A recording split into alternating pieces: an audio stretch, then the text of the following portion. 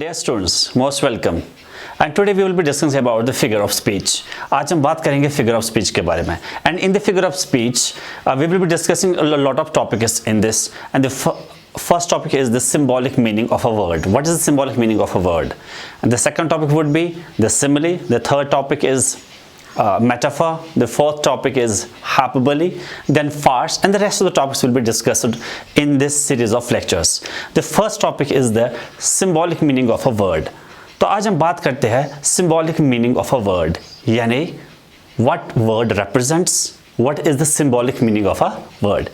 Please look at the word first.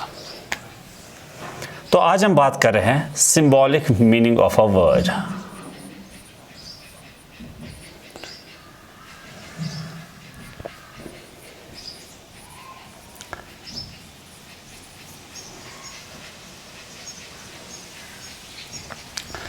तो dear students, आज हम बात कर रहे हैं symbolic meaning of a word, यानी एक जो वर्ड जो होता है it has a multiple meaning. एक वर्ड की जो है मल्टीपल मीनिंग होती है. कभी कभार we can say more than 3, 4, 5 words जो है मीनिंग जो है एक वर्ड की होती है. पर जब हम बात करते हैं दो मीनिंग सबसे ज़्यादा प्रीडोमिनेटली इंपॉर्टेंट होती है. One is the literal meaning and second is the symbolic meaning. अब थोड़ा सा एक एग्जाम्पल मैं देता हूँ. सपोज हमारे पास एक वर्ड जब होता है, when we have a word, जब हमारे पास एक वर्ड होता है तो it has predominantly दो मीनिंग्स इसकी सबसे ज़्यादा होती है. One is the literal meaning,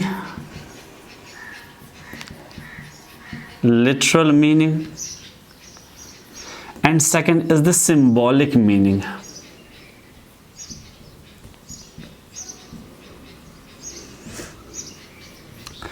तो डियर स्टूडेंट्स, जैसे मैंने यहाँ बोर्ड पे लिखा है, यानी जो एक वर्ड है उसके प्रीडोमिनेंटली दो मीनिंग सबसे ज़्यादा होते हैं. बट कभी कभार जो एक वर्ड जो होता है उसके मल्टीपल मीनिंग्स होते हैं, बट दो मीनिंग जो है सबसे प्रीडोमिनेंट होते हैं. जैसे एक वर्ड की एक मीनिंग होती है literal meaning and second is the symbolic meaning. What is literal meaning? Literal meaning होता है एक वर्ड की जो है लिटरली, यानी एज पर डिक्शनरी या जो उसकी रूट मीनिंग होती है तो वो रूट मीनिंग को रिप्रेजेंट करता है. यानी जो लिटरल मीनिंग है that is the root meaning of a word.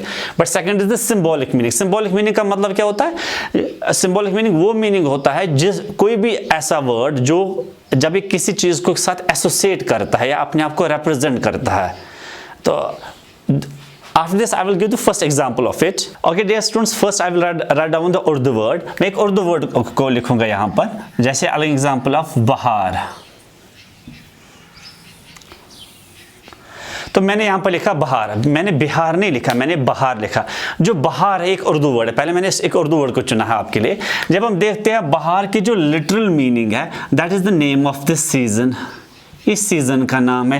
यानी जब हम बहार की बात करते हैं असल में एक सीज़न का नाम है. जैसे स्प्रिंग है, समर है, बाकी सीजन्स है. ऐसे जब हम बहार की बात करते हैं basically it's the name of a season. मगर बहार जो है इसकी जो दूसरी मीनिंग जो है जो सिंबॉलिकली रिप्रेजेंट करता है मोर और लेस हम देखते हैं दैट इज प्रॉस्पेरिटी, यानी खुशहाली. जैसे जब कोई बच्चा घर से निकलता है अक्सर उसके दादाजी उसे दुआ करते हैं. वो कहते हैं अल्लाह आपको बहार दे. बिहार नहीं, अल्लाह आपको बहार दे. यानी अल्लाह आपको बहार दे का मतलब क्या होता है? क्या वो उस वक्त लिटरल मीनिंग की बात कर रहा है, सीजन की बात कर रहा है? ना, वो सीजन की बात नहीं कर रहा होता. बेसिकली जब वो कहता है अल्लाह आपको बहार दे, बहार का मतलब अल्लाह आपको प्रॉस्पेरिटी दे, यानी अल्लाह आपको खुशहाली दे.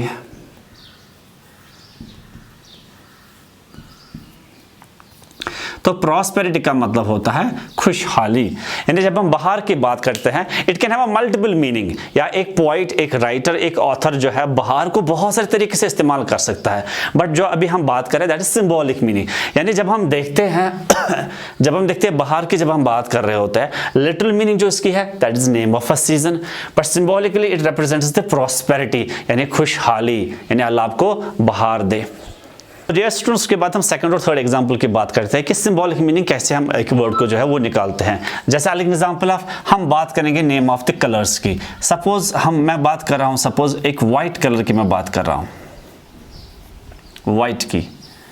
तो वाइट जो है लिटरली वाइट क्या है? बेसिकली लिटरली जो वाइट है that is the name of a colour. यानी वाइट जो है ये रिप्रेजेंट करता है कलर को.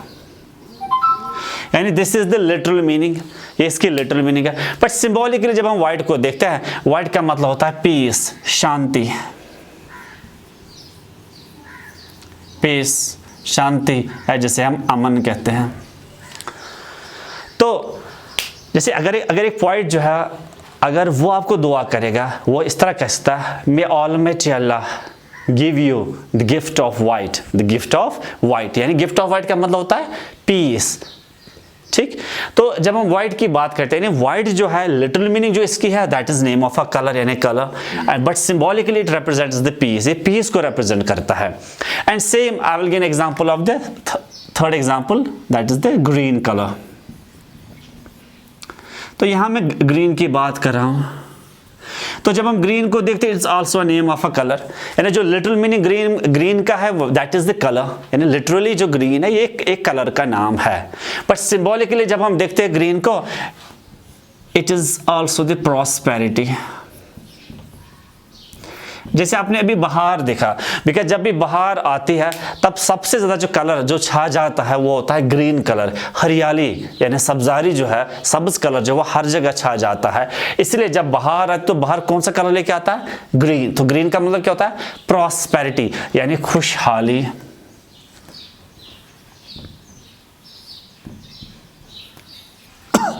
यानी हमने देखा, अब सपोज व्हाइट की बात कर रहे हैं या ग्रीन की बात कर रहे हैं, इनका जो लिटरल मीनिंग होता है that is the name of a colour, but symbolically ये डिफरेंट चीज को रिप्रेजेंट करता है। जैसे व्हाइट जो रिप्रेजेंट करता है पीस को, और ग्रीन जो रिप्रेजेंट करता है प्रॉस्पेरिटी को।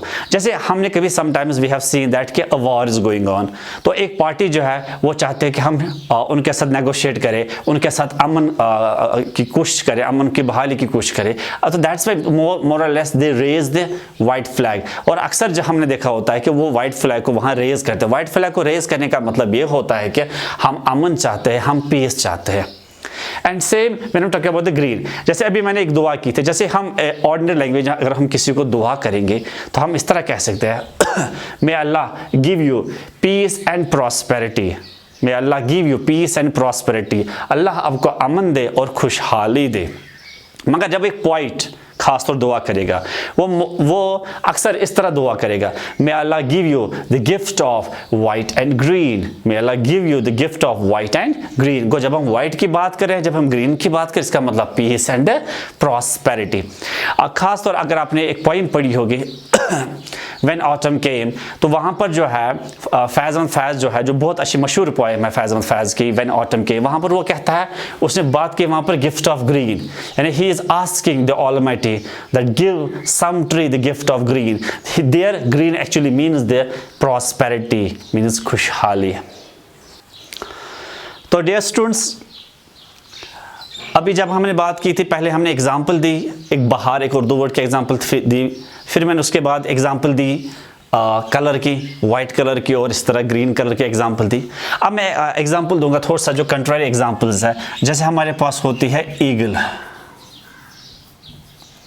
तो ईगल जो है literally it means the name of a bird, ये एक परिंदे का नाम है, यानी ईगल जो है ये एक परिंदे का नाम है। फिर डिपेंड करता है पॉइंट जो है वो सिंबॉलिकली इस वर्ड का इस्तेमाल कैसे कर सकता है या कैसे करेगा। और अक्सर हमने देखा होता है ईगल को अक्सर हम जो है मोस्टली जो रिप्रेजेंट करते हैं is a sign of a crawl. इसको अक्सर कभी कभार जो है बहुत सारे जो है पॉइंट जो है उसको जालिम के तौर पर जो है, जैसे आपने एक पोइम पढ़ी होगी इंग्लिश फ्रॉम डार्क, रामा राही साहब की जो पोइम है, बहुत मशहूर पोइम है जो 12th क्लास में है, तो वहाँ पर उसने ईगल का इस्तेमाल किया, और उसमें ईगल की जो सिंबॉलिक मीनिंग बनती है वो बनते हैं क्रूअल, यानी जालिम। और इसके अपोज में एक पिक्चर देता हूँ, एक वर्ड देता हूँ, that is the Dove. Dove is little, जो मीनिंग डव की है, that's also name of a bird. Dove जो है that's a name of a bird, means white female pigeon, जो वाइट कलर की होती है। और जब हम उस डव की बात करते हैं, Dove means the innocent, means मासूम। तो जब हम डव की बात करते हैं वो मासूम है। अब देख लीजिए ईगल की हमने बात की, we talking about the dove, both are basically the name of the birds, दोनों जो असल में है नेम ऑफ द बर्ड्स है। यानी जब हम देखते हैं eagle is a name of a bird, Dove is a name of a bird, तो जब हम देखते हैं, बट सिंबॉलिकली जो है ईगल जो है वो रिप्रेजेंट करते हैं क्रूअल को, और डव जो रिप्रेजेंट करते हैं इनोसेंट मासूम को। देखिए अब जो पोइट जो है अक्सर सिंबॉलिक मीनिंग का इस्तेमाल करते हैं, ऑथर्स, राइटर्स और खासतौर जो पोइट्स है वो ज़्यादा इस्तेमाल करते हैं सिंबॉलिक मीनिंग का। जैसे अब मैं थोड़ा सा इसको सीक्वेंस में एक्सप्लेन करता हूँ। जैसे एक पोइट जो है वो एक्सप्लेन करेगा, एक ईगल आई और ईगल ने शिकार किया डव का, और ईगल की चोंच भरी थी किसके खून से? डव के खून से, ठीक। बट जब हम इसको सिंबॉलिकली देखते हैं, असल में वो क्या वो सच में ईगल की बात कर रहा है, क्या वो सच में डव की बात कर रहा है? असल में वो इनकी बात नहीं कर रहा होता है, तो वो असल में कह रहा होता है, यानी एक ईगल आई मतलब एक क्रूअल आया, एक जालिम आया, और एक ईगल ने खून किया किसका? डव का, यानी एक जालिम ने एक मासूम का खून किया, और इसकी चोंच रंगी थी किसके खून से?